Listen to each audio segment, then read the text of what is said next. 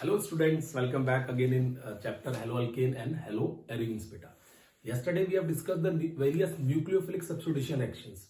आज हम बात करेंगे टाइप्स ऑफ न्यूक्लियोफिलिक सब्स्टिट्यूशन बेटा. कहते हैं हम जो न्यूक्लियोफिलिक सब्स्टिट्यूशन कल किया था वो दो तरह का मैकेनिज्म फॉलो करता है. ठीक है, तो वो मैकेनिज्म को हम आज डिस्कस करेंगे. चलो फिर स्टार्ट करते हैं आज का लेक्चर बेटा. New types of nucleophilic substitution mechanism. Types of nucleophilic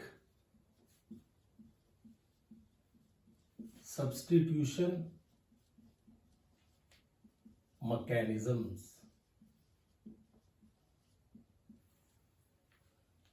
कौन कौन से होते हैं बेटा, ये बात करेंगे. ठीक है, तो अगर हम डिस्कस करें इस चीज को तो हम कहते हैं हमारे पास दो मेन आते हैं बेटा. पहला होता है आपके पास SN2, इसको बोलते हैं nucleophilic substitution bye molecular reactions, bye molecular. And दूसरा होता है बेटा SN1, इसको हम बोलते हैं न्यूक्लियोफिलिक सब्स्टिट्यूशन यूनिमॉलिक्यूलर. ये दो तरह के मैकेनिज्म आपके सिलेबस में मेंशन किए हुए हैं बेटा. तो हम पहले इन्हीं को डिस्कस करेंगे कि किस तरीके से क्या क्या मैकेनिज्म फॉलो करते हैं और किस तरीके से ये SN1 और SN2 होते हैं बेटा. क्लियर. तो हमारे पास दो मेथड है बेटा.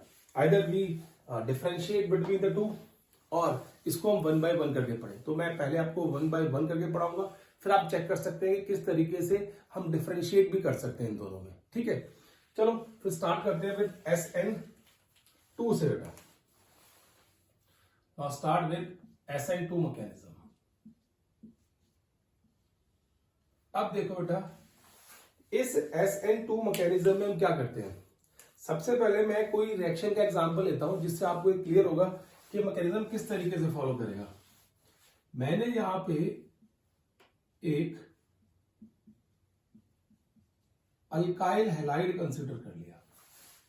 ठीक है, अल्काइल हैलाइड को हम किसी बेस से ऐड कराएंगे in the presence of aprotic solvent. Done बेटा. And we get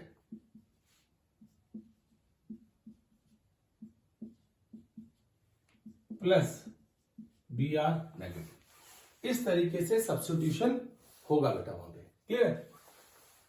क्या किया हम लोगों ने, SN2 मैकेनिज्म कंसिडर किया बेटा. उसमें हमने एक रिएक्शन ले ली है. This is the reaction. ये रिएक्शन किस तरीके से होती है, ये सब्स्टिट्यूशन रिएक्शन है. हमने पढ़ा बेटा यस्टरडे कि अगर आप OH नेगेटिव से रिएक्ट कराओगे तो Br रिप्लेस हो जाता है, बिकॉज जो हेलोजन है Br और I नेगेटिव है they are good leaving group बेटा. और जो OH नेगेटिव है बेटा ये बहुत स्ट्रॉन्ग क्या बेटा आपके पास एक न्यूक्लियोफाइल है. ठीक है, जो इसको इजिली रिप्लेस कर देगा. अब देखो कि रिएक्शन प्रोसीड किस तरीके से होती है. सुनो ध्यान से बेटा. पहले जो ये OH नेगेटिव है, मैकेनिज्म की बात करूंगा मैं आपको किस तरीके जा रही है. ये OH नेगेटिव इस साइड से इस कार्बन के ऊपर अटैक नहीं कर सकता. अब आपसे कोई पूछे कि अटैक क्यों नहीं कर सकता इस साइड से इस कार्बन के ऊपर. देखो बेटा, एक तो इस OH के ऊपर नेगेटिव चार्ज है और दूसरा जो ब्रोमीन है इस साइड में, जो ब्रोमीन पड़ा हुआ है इस साइड पे, it has a lone pair of electron on it. Lone pair of electron है.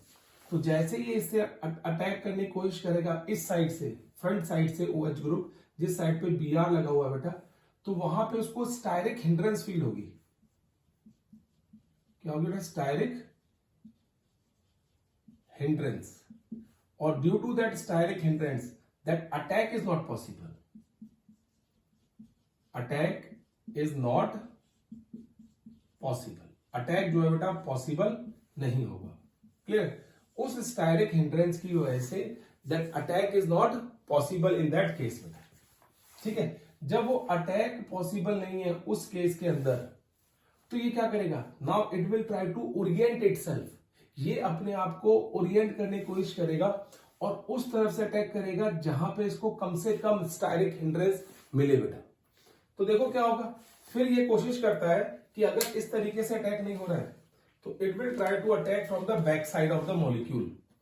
ये हमारे पास मॉलिक्यूल आ गया OH, H, H and OH, sorry, it's Br. Now it will attack from back side. अब देखो ये बैक साइड से इस carbon के ऊपर अटैक करेगा। आपको पता है हाइड्रोजन का साइज बहुत स्मॉल होता है, तो ये जो हाइड्रोजन है उसको इतनी स्टायरिक हिंड्रेंस फील नहीं कर पाएगा और ये इजीली इसके ऊपर अटैक कर देगा। तो now this attack is possible, ये पॉसिबिलिटी है, ये क्या है, पॉसिबल है, ठीक है। जब ये इसके ऊपर अटैक करता है बेटा, तो क्या होता है, यहां पे एक ट्रांजिशन स्टेट बन के सामने आती है। When this molecule attack, this nucleophile attack on this carbon, so there is one transition state जिसमें H और H इस तरीके से होते हैं और ये OH यहाँ पे अटैच हो रहा होता है बेटा और Br यहाँ पे निकल रहा होता है इस तरीके से। देखो इसको भी शो करने का तरीका है कि अगर आपसे कोई पूछे ट्रांजिशन स्टेट में कौन सा मॉलिक्यूल निकल रहा है, कौन सा अटैक कर रहा है, अगर आपको पता है कि ये स्ट्रॉन्ग न्यूक्लियोफाइल है, ये वीक है, तो आप इजीली प्रेडिक्ट कर सकते हो। लेकिन अगर आपको ना पता हो तो आप बॉन्ड लेंथ देखो, जिस मॉलिक्यूल की बॉन्ड लेंथ कम होगी वो उसके करीब होगा और वो बॉन्ड बना रहा होगा, और जिस मॉलिक्यूल की बॉन्ड लेंथ ज्यादा होगी इसका मतलब वो उस मॉलिक्यूल से निकल रहा है बेटा, लीव कर रहा है उस मॉलिक्यूल को। दिस है ट्रांजिशन स्टेट, ये एक ट्रांजिशन स्टेट है, क्लियर। और आपको पता है ट्रांजिशन स्टेट जो होती है that is highly unstable state, highly unstable है। अगर आपसे कोई पूछे कि why this is highly unstable state, because of 5 valency of carbon, carbon की कितनी 5 वैलेंसीज है बेटा, इसलिए this state is highly unstable. तो ये जल्दी से कन्वर्ट हो जाती है किसमें, COH, that H plus Br negative बाहर निकल जाता है। Br नेगेटिव क्या होता है, बाहर निकल जाता है इस तरीके से। अब देखो इस तरीके से ये SN2 रिएक्शन प्रोसीड करती है, इस तरीके से ये SN2 रिएक्शन क्या करती है बेटा, प्रोसीड करती है। तो किसी भी मॉलिक्यूल के अंदर अगर SN2 या किसी भी रिएक्शन के अंदर SN2 मैकेनिज्म फॉलो हो रहा है, तो आप इस बात का ध्यान रखना बेटा कि SN2 मैकेनिज्म में, ध्यान सुनो, SN2 मैकेनिज्म में ट्रांजिशन स्टेट बनेगी। फिर बोल रहा हूं, अगर किसी भी रिएक्शन में SN2 मैकेनिज्म फॉलो हो रहा है तो आप इस बात का ध्यान रखना कि SN2 में ट्रांजिशन स्टेट बनती है। रिएक्शन इंटरमीडिएट क्या बनता है, transition state, and that transition state is highly unstable. और अनस्टेबल होने के कारण फिर जल्दी से वो हमारे पास प्रोडक्ट मॉलिक्यूल दे देता है बेटा, क्लियर केस। अब देखो ये तो हमारे पास पूरे का पूरा रिएक्शन मिक्सचर हो गया, किस तरीके से SN2 की रिएक्शन फॉलो करती है और क्या ट्रांजिशन स्टेट बनती है उसमें। अब इसमें हम पॉइंट्स बात करते हैं बेटा। देखो यहां पे अब दूसरा पॉइंट का, अगर हम फर्स्ट पॉइंट बात करें यहाँ पे A, मैं आपको यहाँ पे लिखता हूं कि क्या है बेटा A मतलब, चलो 1 लिख देता हूं बेटा यहाँ पे 1। अगर मुझे इसका रेट ऑफ रिएक्शन लिखना हो तो SN2 का रेट ऑफ रिएक्शन, तो रेट जो होगा SN2 के केस में that will be equal to K concentration of CH3Br and concentration of OH negative, दोनों के ऊपर डिपेंड करेगा। देखो सिंगल इसी स्टेप पे कितनी कंसंट्रेशन है इसकी, कितनी कंसंट्रेशन इसकी है, दोनों की कंसंट्रेशन के ऊपर रेट ऑफ रिएक्शन डिपेंड करता है बेटा। यहां पे when the rate of reaction depends on the 2 concentration terms, इसका मतलब क्या हुआ, second order of reaction is equals to 2, that is why we are putting 2 over here। Biomolecular भी लिखा है ना, इसका मतलब क्या है 2, 2 रिएक्टेंट है यहां पे, एक बेस और एक अल्काइल हैलाइड, तो ऑर्डर ऑफ रिएक्शन क्या होगा बेटा, यहां पे 2 आएगा। बट आप देख रहे हो कि ये जो रिएक्शन है बेटा वो सिर्फ एक ही स्टेप में प्रोसीड हो रही है, सिंगल स्टेप में प्रोसीड हो रही है। तो this reaction is single step reaction, single step reaction है बेटा through a transition state.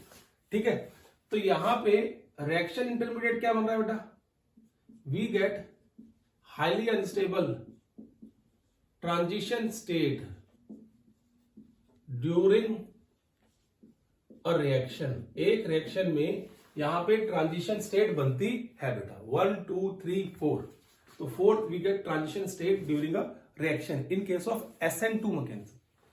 Fifth बेटा अगर यहां बात करें हम लोग, तो there is Walden inversion in configuration, in configuration. ये स्टीरियोकेमिस्ट्री है बेटा इसकी। अगर आपसे कोई पूछता है what is the stereochemistry of the SN2 reaction, SN2 की स्टीरियोकेमिस्ट्री क्या है, तो आप ये लिख के आओगे वहां पे वेल्डन इन्वर्जन होता है बेटा। वेल्डन इन्वर्जन क्या है, देखो अगर मैं बोलूंगा ये जो मेरा रेक्टेंट था बेटा, दैट रेक्टेंट वाज, सपोज करो this is present on the right hand side, तो मैं इसको R बोल देता हूं। ठीक है, अब लेकिन जब प्रोडक्ट बना है बेटा इसका, तो आपने नोटिस किया है कि जो प्रोडक्ट का OH ग्रुप है बेटा, that group attach on left hand side, तो ये L आ गया। तो जब आपका पहले राइट हैंड साइड पे था, अब क्या होगा, लेफ्ट हैंड साइड पे अटैचमेंट। जिस पोजीशन पे Br था उस पोजीशन पे OH नहीं अटैच हुआ है। ठीक है, इसलिए हम उसको बोल देते हैं this is Walden inversion, inversion in configuration बोलते हैं। What we call it, inversion in configuration. तो अगर आपसे कोई पूछे कि भाई SN1 या SN2 में से किसमें इन्वर्जन इन कन्फिग्रेशन है, तो आप बोलोगे that will be in SN2। SN2 के अंदर इन्वर्जन इन कन्फिग्रेशन होता है बेटा, जो हमने यहां पे शो कर दिया आपको कि SN2 केस के अंदर ये इन्वर्जन इन कन्फिग्रेशन आएगा, वेल्डन इन्वर्जन इन कन्फिग्रेशन, जिसकी हम बात कर रहे हैं बेटा। क्लियर है केस, तो ये आ गया बेटा। अब देखो next point, sixth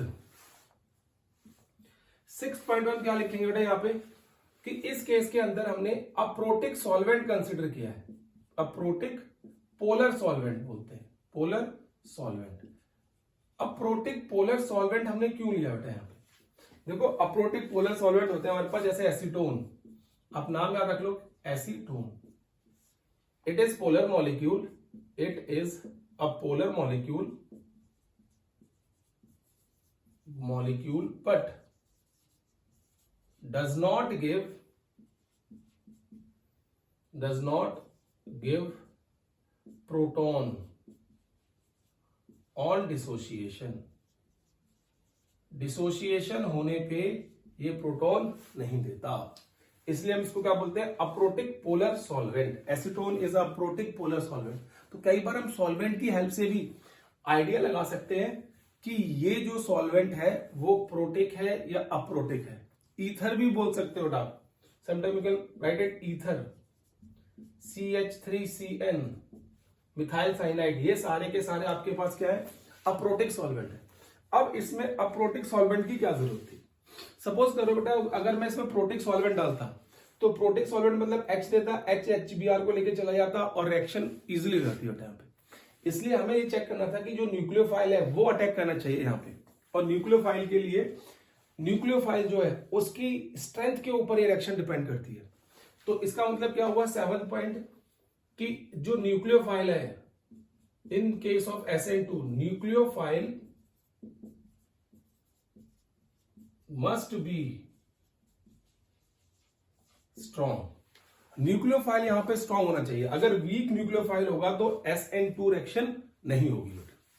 nucleophile strong होना चाहिए, that is why we use aprotic solvent, क्योंकि थोड़ा पोलर मीडियम चाहिए ताकि रिएक्शन थोड़ी सी इजीली हो जाए, बट न्यूक्लियोफाइल का रोल रहता है और स्ट्रॉन्ग न्यूक्लियोफाइल है, that is why we are using this nucleophile over here. The concentration is in the rate expression over there बेटा, जो रेट एक्सप्रेशन है उसमें कंसंट्रेशन इसलिए दे रखी है because the nucleophile must be strong in this case बेटा।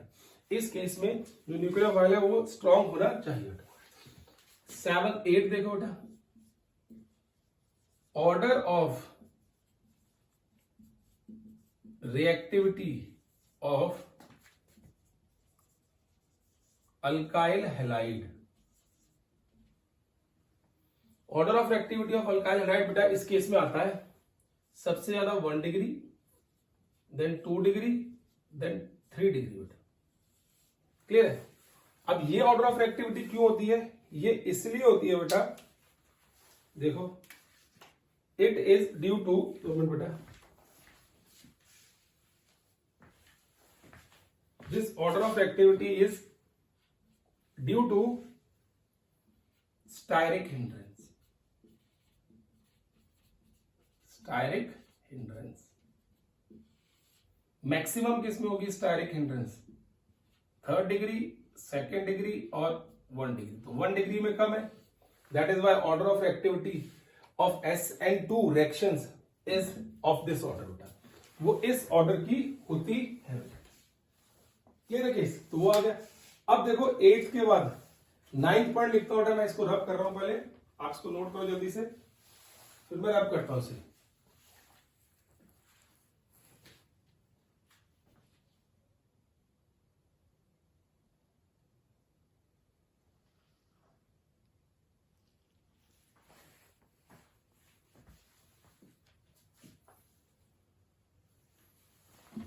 देखो बेटा,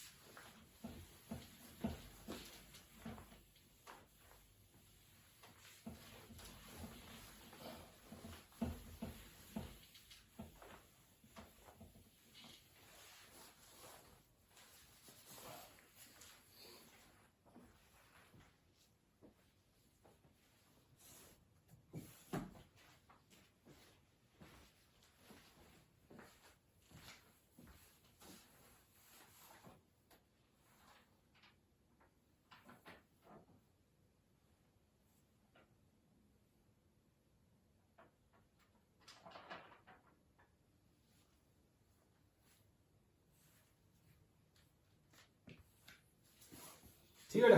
अब देखो नेक्स्ट बात करते हैं 9th पॉइंट के टेस्ट में।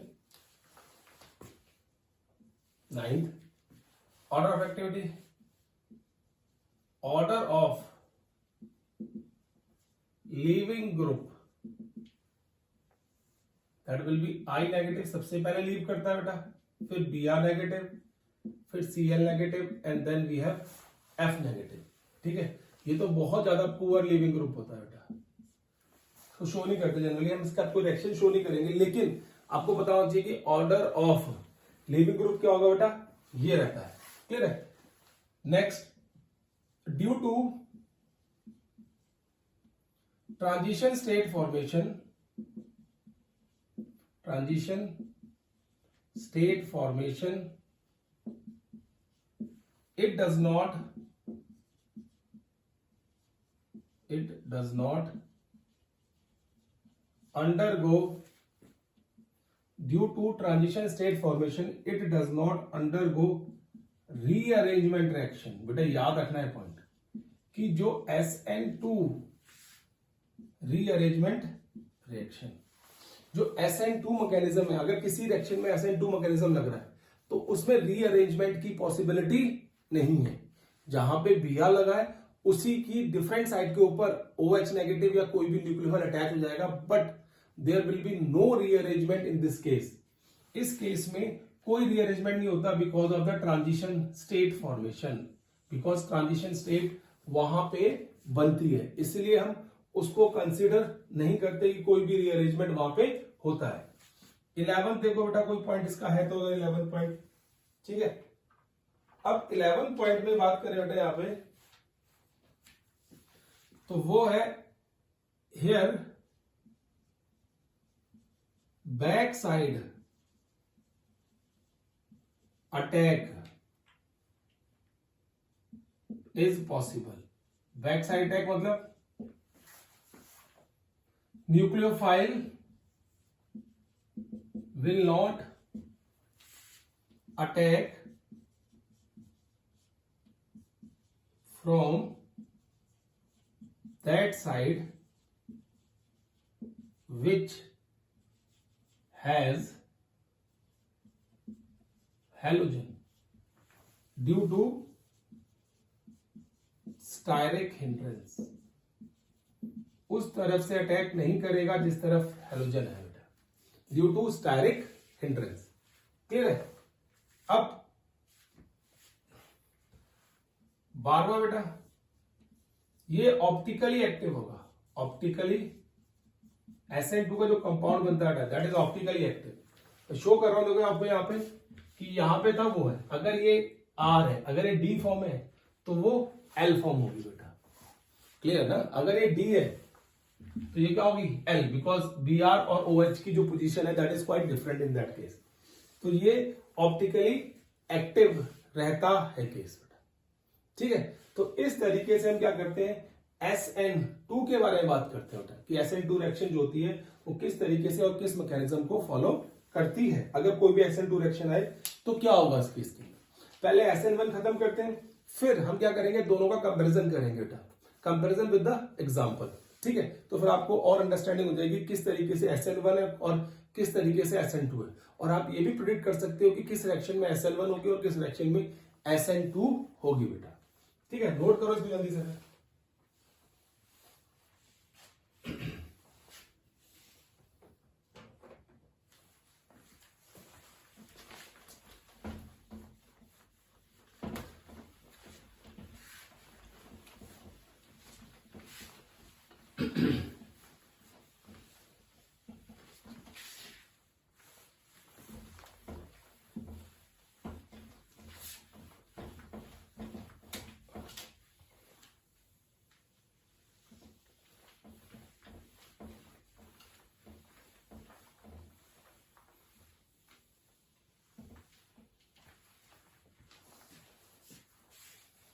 देखो बेटा,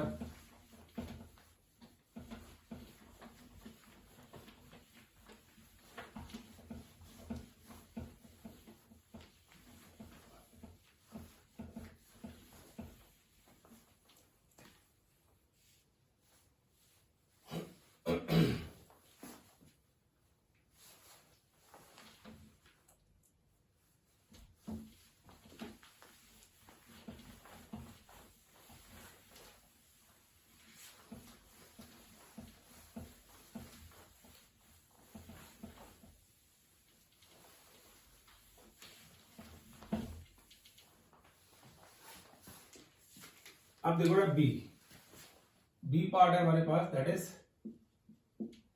SN1 nucleophilic substitution unimolecular reaction बेटा। अब इसमें भी सबसे पहले हम एग्जांपल लिखते हैं बेटा। देखो, इन केस ऑफ SN1 बेटा, हमने ये एग्जांपल लिया और OH नेगेटिव लिया था, देन वी गॉट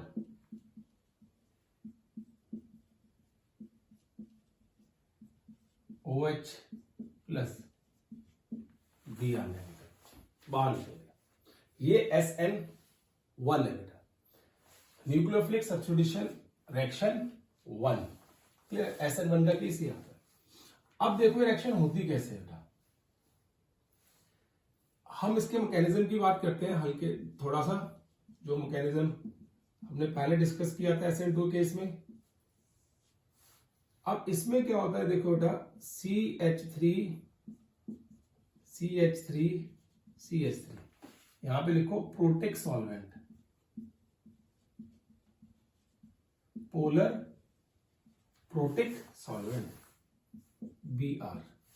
तो in the presence of polar protic solvent,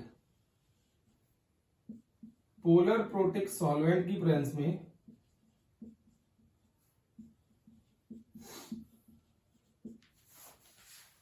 ठीक है ना। फर्स्ट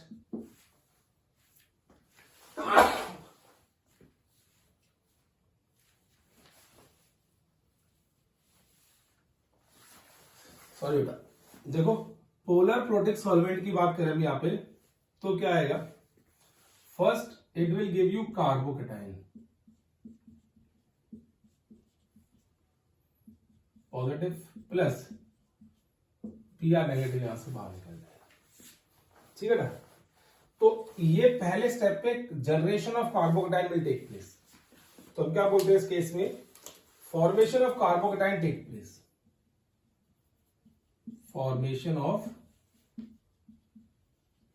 कार्बोकेटाइन टेक्स प्लेस, ठीक है। Once this carbocation is formed, देखो ये जो स्टेप रहेगा बेटा, ये स्लो स्टेप रहेगा, because generation of carbocation is a slow step. और स्लो स्टेप क्या होता है बेटा, that is a rate determining step. अब आपको पता है once the carbocation is formed, they are highly energetic species, so what will happen, this carbocation easily react with OH negative to give you tertiary alcohol, OH। तो ये second step है, और this step is very very fast है, ये fast action होती है, fast step है, ठीक है। तो इस रिएक्शन के अंदर, इस SN1 मैकेनिज्म के अंदर we get reaction intermediate carbocation. तो पहली बात जो आपको याद रखनी है कि यहां पे जो रिएक्शन इंटरमीडिएट बनता है वो कार्बोकेटाइन है, और ये रिएक्शन 2 स्टेप्स में होती है बेटा, ये रिएक्शन 2 स्टेप्स में होती है। अब देखो इसके कुछ पॉइंट्स जो आपको याद रखने होंगे बेटा। यहाँ पे फर्स्ट पॉइंट है यहाँ पे भी 1 कि रेट ऑफ रिएक्शन क्या होगा। तो स्लोएस्ट स्टेप जो होता है बेटा, जो स्लोएस्ट स्टेप होगा दोनों में से, that will be the rate determining step. तो ये वाला जो रिएक्शन है, ये वाला जो स्टेप है, that is rate determining step. और इस स्टेप में क्या है बेटा हमारे पास, CH3 3CBr, ये है सिर्फ। तो जो रेट ऑफ रिएक्शन है that depends on the tertiary alkyl bromide, tertiary alkyl bromide के ऊपर डिपेंड कर रहा है, ना कि कंसेंट्रेशन ऑफ OH नेगेटिव के ऊपर, ठीक है। अब ये पोलर प्रोटिक सॉल्वेंट क्या करता है बताएंगे आपको। अब देखो R is equal to K CH3 3CBr। तो यहां पे जो ऑर्डर ऑफ रिएक्शन होगा बेटा, order of reaction that will B 1, वो 1 होता है बेटा, याद रखना। तभी हमने क्या लिखा हुआ है, SN1, ऑर्डर ऑफ रिएक्शन 1 होता है वहां पे, that is why we have written SN1 over there बेटा, ठीक है।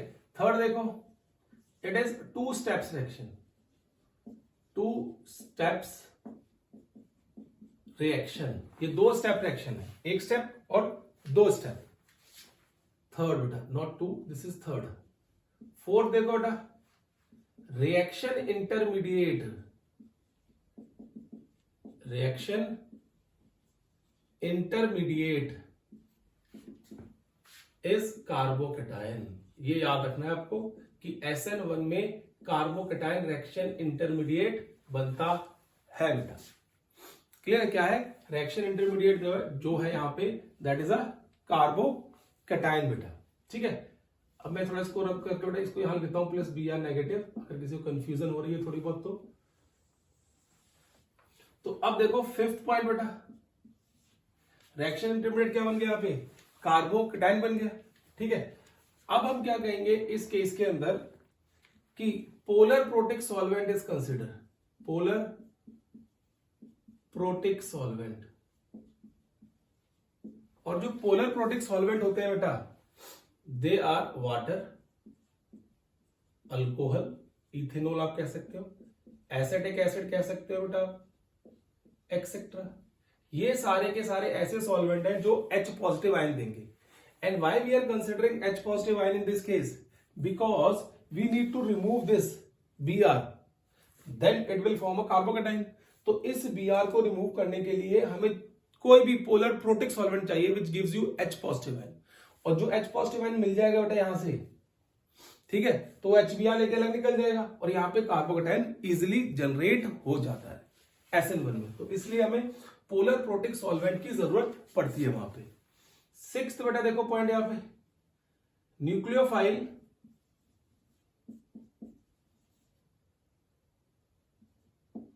मे बी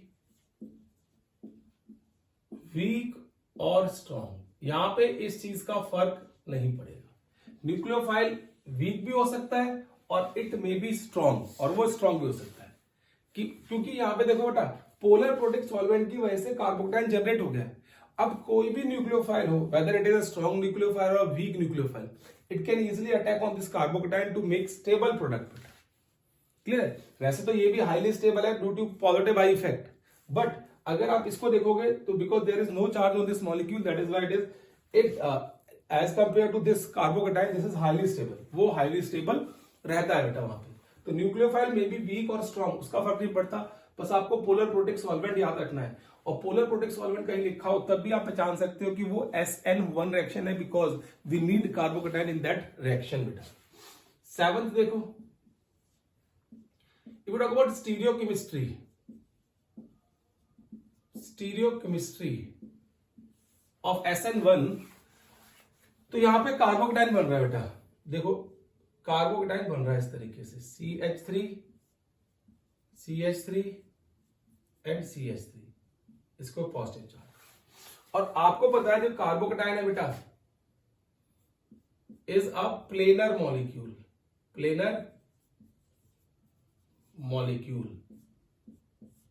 ये एक प्लेनर मॉलिक्यूल है। It has sp2 hybridisation. ये लास्ट ईयर हमने पढ़ा है बेटा जीओसी में, कार्बोकटाइन जो होता है that is a planar molecule and which has sp2 hybridisation.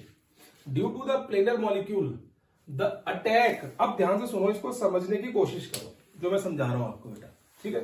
But I am trying to make you understand, try to grasp that concept. ये कार्बोकटाइन ऐसे है बेटा, ठीक है? अब मैं ऐसे रख लेता हूं, देखो इस तरीके से, अगर आपको दिख रहा है ये इस तरीके से प्लेन में होगा। आपको 3 मार्कर दिख रहे हैं बेटा, 1 2 एंड 3, ये इस तरीके से दिख रहे हैं। तो ये एक ही प्लेन में होंगे, एक ही पेपर के ऊपर होंगे, तीनों के 3 मार्कर बेटा, ठीक है? अब मैंने इसको ऐसे ले लिया, ये प्लेन बन गया एक, टन ये क्या है प्लेन में है। तो आप फिंगर कंसिडर कर लो चाहे मेरी, ये ऐसे प्लेन में है, एक ऐसे है, एक ऐसे रखा हुआ बेटा और एक ऐसे रखा हुआ पीछे देखो, ठीक है? अब क्या होता है, अब पॉजिटिव चार्ज के ऊपर है बेटा। अब जो न्यूक्लियोफाइल आएगा it may attack from the above side और it may attack from the back side. वो नीचे से अटैक कर सकता है ना, और ऊपर से अटैक कर सकता है, पॉसिबिलिटी दोनों की है बेटा क्योंकि प्लेनर मॉलिक्यूल है। तो यहां पे क्या होता है, nucleophile may attack from this side और it may attack from this side, ठीक है? तो यहां पे हमें 2 तरह के प्रोडक्ट मिलने के चांसेस होते हैं। क्लियर है? कैसे देखो मैं शो करने की कोशिश कर रहा हूं आपको, ताकि आपको थोड़ा समझ आ जाए किस तरीके से बनते हैं। यहां का CH3 एंड CH3, एक मैंने शो कर दिया बेटा इसको OH ऊपर की तरफ से बेटा, क्लियर है? और दूसरा कर दिया मैंने यहां पे CH3 ये मैंने शो कर दिया नीचे की तरफ, डाउनवर्ड अटैक किया इसने OH। तो यहां पे ऊपर और नीचे की तरफ शो करने से इसकी ऑप्टिकली एक्टिविटी अलग अलग हो गई बेटा। एक अगर लीवो है तो दूसरा क्या होगा डेक्स्ट्रो। तो यहां पे इस स्टीरियोकेमिस्ट्री के अकॉर्डिंगली यहां पे हमें रैस्मिक मिक्सचर मिलता है, रैस्मिक मिक्सचर मिलता है बेटा, ठीक है? और रैस्मिक मिक्सचर क्या होता है, अगर रैस्मिक मिक्सचर की बात करें तो उसके अंदर D और L दोनों फॉर्म होती है बेटा, DL इस तरीके से लिखते हैं, जिनको हम क्या बोलते हैं रैस्मेट्स। दीज आर नोन एज, ये जो 2 आइसोमर्स मिल रहे हैं बेटा हमें, ये दोनों, इनको हम बोलते हैं रैस्मेट्स। व्हाट वी कॉल इट, रैस्मेट्स बेटा। क्लियर है केस? तो रैस्मिक मिक्सचर बनता है जिसमें D और L दोनों होती हैं और इक्वली अमाउंट में होती हैं। उस रैस्मिक मिक्सचर बनने की वजह से, ठीक है, this compound is optically inactive. Chances होते हैं कि ये ऑप्टिकली इनएक्टिव हो, क्या होगा, ऑप्टिकली इनएक्टिव हो, क्योंकि रैस्मिक मिक्सचर बनता है यहां पे। अब याद रखो रैस्मिक, ड्यू टू द रैस्मिक मिक्सचर, क्योंकि अगर एक राइट की तरफ रोटेट कर रहा है तो दूसरा लेफ्ट की तरफ करेगा, और दोनों का अगर अमाउंट सेम है और रोटेशन का एंगल सेम है तो that will give you zero value बेटा, तो इसलिए ऑप्टिकली इनएक्टिव हो जाता है। तो कई बार ये भी बोल देते हैं यहाँ पे लोग कि रिटेंशन इन कॉन्फ़िगरेशन होती है। यहाँ पे क्या होती है बेटा? रिटेंशन इन कॉन्फ़िगरेशन, मतलब जैसी कॉन्फ़िगरेशन थी उसी कॉन्फ़िगरेशन को हम आगे कंसिडर करते हैं। तो 9 पॉइंट आता है यहाँ पे कि retention in configuration will be there and we will get racemate in this case. अगर सेपरेटली कंसिडर करोगे दे आर ऑप्टिकली एक्टिव, अगर आप दोनों का मिक्सचर, क्योंकि वही मिलेगा बेटा यहाँ पे, इसलिए हम कहेंगे they are optically inactive, because उनका जो एंगल ऑफ रोटेशन होगा वो दोनों को कैंसिल आउट कर देगा।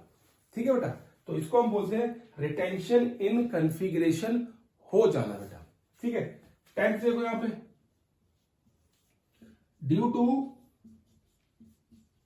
Formation of carbocation, formation of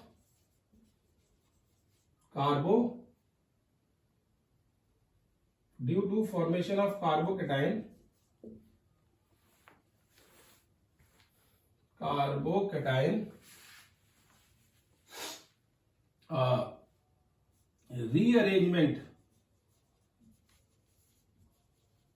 rearrangement of reaction is possible। कार्बोकेटाइन की फॉर्मेशन होती है इंटरमीडिएट स्टेट में बेटा, इसलिए वहां पे रीअरेंजमेंट के चांसेस बहुत ज्यादा हाई है बेटा। तो अगर आपसे कोई पूछे कि SN1 और SN2 में किसमें रीअरेंजमेंट होता है, तो आप कहना बेटा जहां पे कार्बोकेटाइन फॉर्म होगा वहां पे रीअरेंजमेंट होता है, SN2 में कोई रीअरेंजमेंट नहीं होता है बेटा। क्लियर है केस? तो नोट करो बेटा पॉइंट, फिर हम आगे और पॉइंट ऑफ डिफरेंस इसके देखते हैं, चेक करते हैं क्या होते हैं बेटा इसके।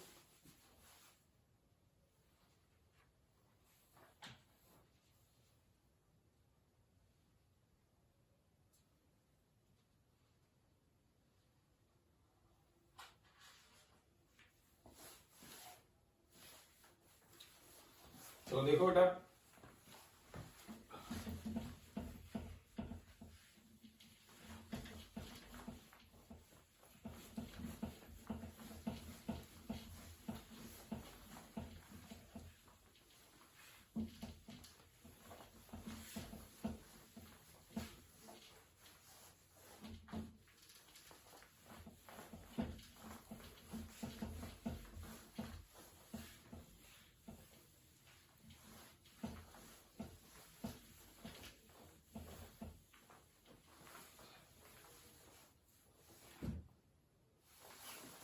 नेक्स्ट देखो इसमें 11th,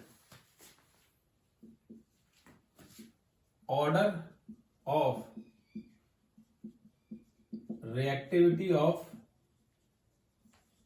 अल्काइल हैलाइड्स क्या रहती है बेटा यहां पे? That is tertiary, secondary and primary. Tertiary, secondary and primary, that is the order of reactivity of alkyl halide. 12th,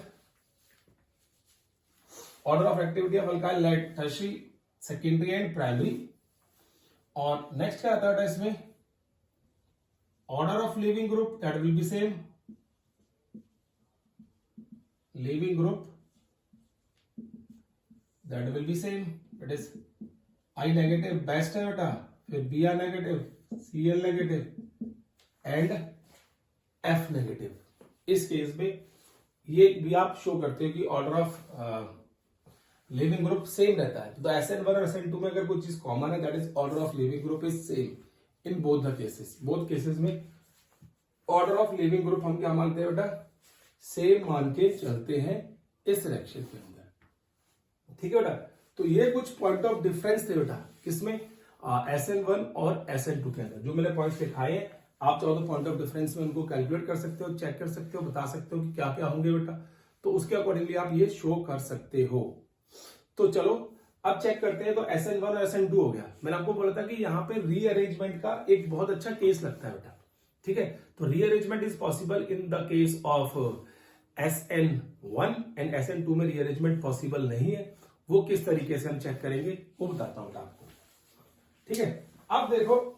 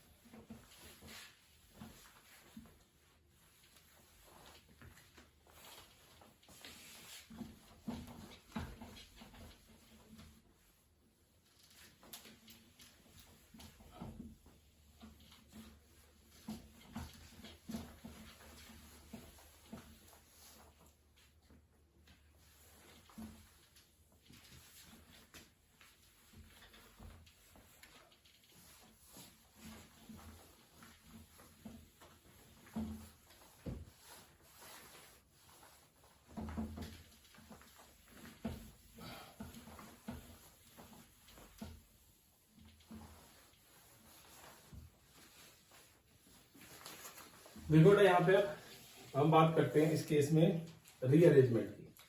तो एक एग्जांपल लेता हूं बेटा मैं, और आप इस तरीके चेक किया करना। ठीक है, देखो कैसे CH3 CH3 CH3। ठीक है, दिस इज 2-bromo-3-methyl ब्यूटेन। अब इस 2-bromo-3-methyl ब्यूटेन को आप रिएक्ट करा रहे हो दो अलग अलग तरीके से। एक है बेटा यहां पे, दैट इज SN1 मैकेनिज्म, और दूसरा क्या है बेटा SN2, मतलब इस साइड SN2 है और इस साइड SN1 है बेटा। क्लियर है? तो यहां पे जो प्रोडक्ट मिलेगा SN1 और SN2 के अकॉर्डिंगली क्या होगा, देखो पहले हम SN2 की बात करते हैं, और मैंने क्या लिया है, न्यूक्लियोफाइल OH नेगेटिव। ठीक है, यहां पे भी न्यूक्लियोफाइल क्या बेटा, OH नेगेटिव है। अब SN2 में रीअरेंजमेंट नहीं होता है because of the transition state बेटा। तो यहां पे क्या होगा, जहां पे Br लगा हुआ है बेटा वहां पे हमें प्रोडक्ट मिल जाएगा CH3 CH3 OH and CH3। तो ये आपके पास क्या आएगा बेटा, केस आएगा, that will be the case of SN2 and this will be the result. ये रिजल्ट आएगा, final product will be formed this. But इस केस में क्या होगा, देखो इन case of SN1 here transition state is not formed, carbocation is formed, CH3 CH3। पहले यहां पे कार्बोकेटाइन जनरेट होगा। अब देखो कार्बोकेटाइन अपने आप को यहां पे क्या करेगा बेटा, 1 2 3 4। ठीक है, कार्बन क्या करेगा बेटा, यहां पे अपने आप को रीअरेंज करेगा, और रीअरेंज किस तरीके से करेगा, हाइड्राइड शिफ्ट करके बेटा। ये जो H नेगेटिव H है बेटा, वो अपने इलेक्ट्रॉन लेके निकल जाएगा और यहां पे अटैच हो जाएगा। तो क्या आगे देखो, CH3 CH2 and CH3 plus ये। ठीक है, अब ऐसा हुआ क्यों, बिकॉज कार्बोकेटाइन मैकेनिज्म था, और मैं आपको बताया था कि कार्बोकेटाइन जो होता है वो कोशिश करता है कि अपने आप को मोस्ट स्टेबल कार्बोकेटाइन में कन्वर्ट कर दे। इस कार्बोकेटाइन की डिग्री 2 है बेटा, और इस कार्बोकेटाइन की डिग्री 3 है। तो आपको पता है third degree of carbocation is highly stable as compare to 2 degree. तो उसके बाद यहां पे अटैक पॉसिबल होगा, and then you will get CH3 OH CH3 CH2 and CH3। This will be the final product. ये फाइनल प्रोडक्ट होगा इस case के अंदर। तो देख लो बेटा, SN1 और SN2 में दोनों में प्रोडक्ट में चेंज आ गया है, और वो चेंज इसलिए है क्योंकि एक में कार्बोकटाइन जनरेट होता है और दूसरे में रीअरेंजमेंट होता है बेटा। तो इसको हाइड्राइड शिफ्ट की वजह से we have a change in this molecule, तो दोनों के accordingly product will be different. दोनों के अकॉर्डिंगली क्या होगा बेटा, प्रोडक्ट जो होगा दैट विल बी डिफरेंट। अगर आपसे कोई पूछे क्यों डिफरेंट है, और आप बोल दोगे इस केस में कि because of the rearrangement of the because of the intermediate transition state is formed in case of SN2 and carbocation intermediate forms in case of SN1 and carbocation intermediate forms do rearrangement in their cases बेटा, वो अपने cases में rearrangement show करते हैं वहां पे। ठीक है बेटा, क्लियर है केस, नोट करो बेटा इसको।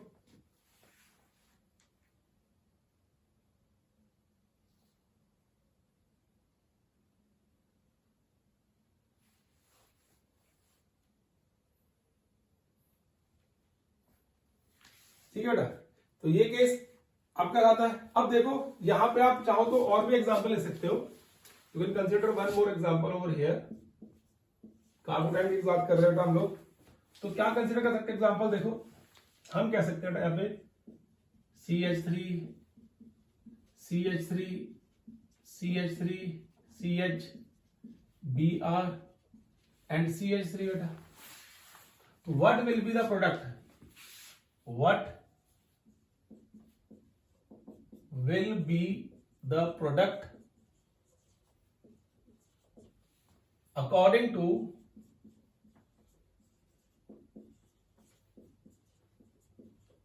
SN1 and SN2।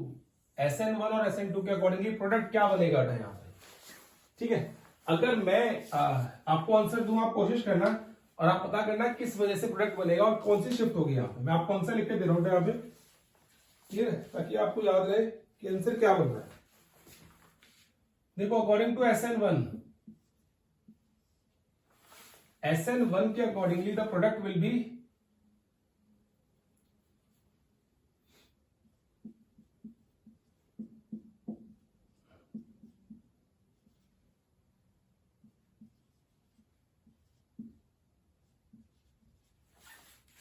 ये बनेगा बेटा, और according to the product will be this. ठीक है, and according to SN2 the product will be this.